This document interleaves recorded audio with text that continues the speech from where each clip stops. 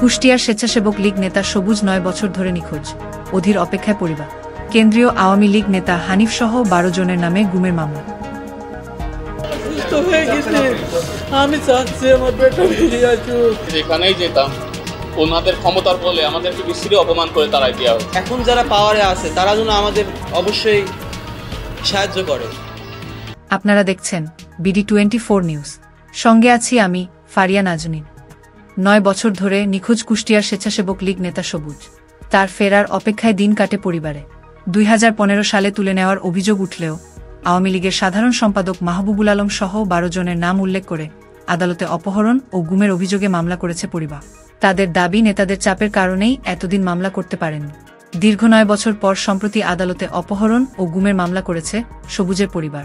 আসামি করা হয়েছে আওয়ামী লীগের যুগ্ম সাধারণ সম্পাদক মাহবুবুল আলম হানিফ সহ 12 জনকে। পরিবারের অভিযোগ, আসামিরা পরস্পর যোগসাজশে সবুজকে অপহরণের পর গুম করেছে। আসামিরা প্রভাবশালী হয় সে সময় থানা মামলা নেয়নি বলেও অভিযোগ তাদের। আমি চাচ্ছি আমার বেটা ফিরে আসুক। সবুজ ফিরে আসলে আমি সুস্থ হয়ে যাব। রমজান, রবি এরা সহ আরো অনেকে এসে বাসা থেকে একরকম জোরপূর্বক ধমকের সুরে বলে যে নেতা ডাকছে, নেতার বাসায় এখনই যাইতে হবে।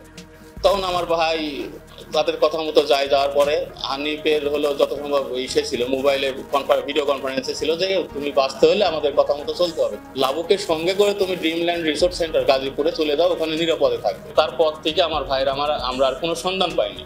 পরবর্তীতে এইসব নেতাকর্মীদের কাছে জিজ্ঞেস করলে বলে যে আইন শৃঙ্খলা বাহিনী ধরে নিয়ে গেছে। এতদিন তো আমাদেরকে থানাতে বা যেখানেই যেতাম ওনাদের ক্ষমতার বলে আমাদেরকে বিশ্রী অপমান করে তাড়াই দেওয়া হতো। কুষ্টিয়া সদর আমলি আদালত এইটাকে এফআইআর হিসেবে গণ্যের জন্য ওসি কুষ্টিয়া সদরকে নির্দেশ প্রদান করেছেন। এখন থানার দায়িত্ব হচ্ছে ওটা এফআইআর হিসেবে গণ্য করে আসামিদের পরবর্তী গ্রেপ্তারি প্রক্রিয়া করতে পারবে।